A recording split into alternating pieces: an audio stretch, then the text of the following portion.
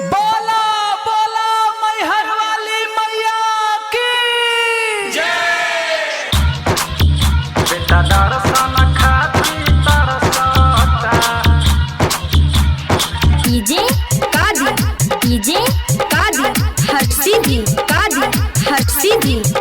बेटा दर्शन खातिर तरसता। हो हमर मनती सुनिए मैया, बेटा दर्शन खातिर तरसता। हो हमर विनती सुनिए मैया, बेटा दर्शन खातिर तरसता।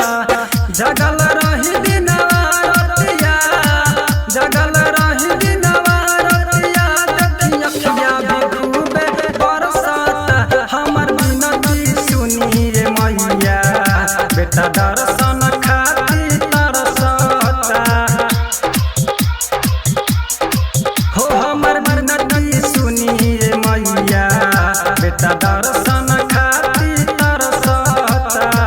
जगल रही दिनवा रतिया, जगल रही दिनवा रतिया, देखी अखिया भी खूबे बरसता। हमर विनती सुनिए मैया, बेटा दर्शन खातिर तरसता।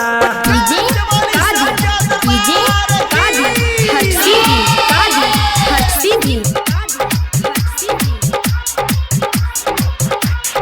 हाथ में गदा त्रिशूल धनुहिया, मुकुट चम चम चमकेला। पवन आइले बजन बजैले, मेघ खूबे गरजेला। मैया तोहरा दुआरिया रोजो भीड़ बड़ी लागेला। सभे लोगवा के हवा माथा चरण में पटकेला।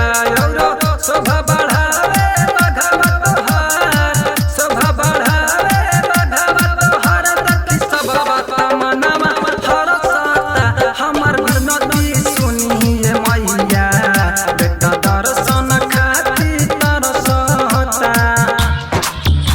बोली बोली थाने वाली मैया की डीजे कादी डीजे कादी हट सीधी कादी हट सीधी।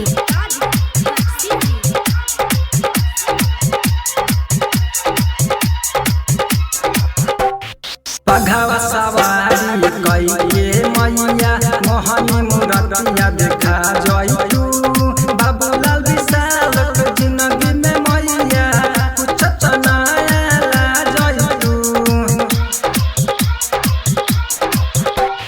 जब जब बाप बढ़े धरती पर, खत्म करे तू आ जालू। कहेले राम पीर पाल मैया, अटक काहे चल जालू।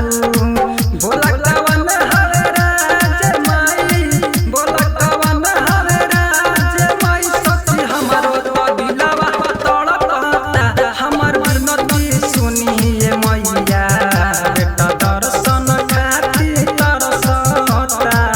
हमर विनती सुनिए मैया, बेटा दर्शन खातिर तरसता। हो हमर विनती सुनिए मैया, बेटा दर्शन खातिर तरसता। जगल रही दिनवा रतिया, जगल रही दिनवा रतिया, देखी अखिया भी खूबे बरसता। हमर विनती सुनिए मैया, बेटा दर्शन खातिर तरसता। हो हमर विनती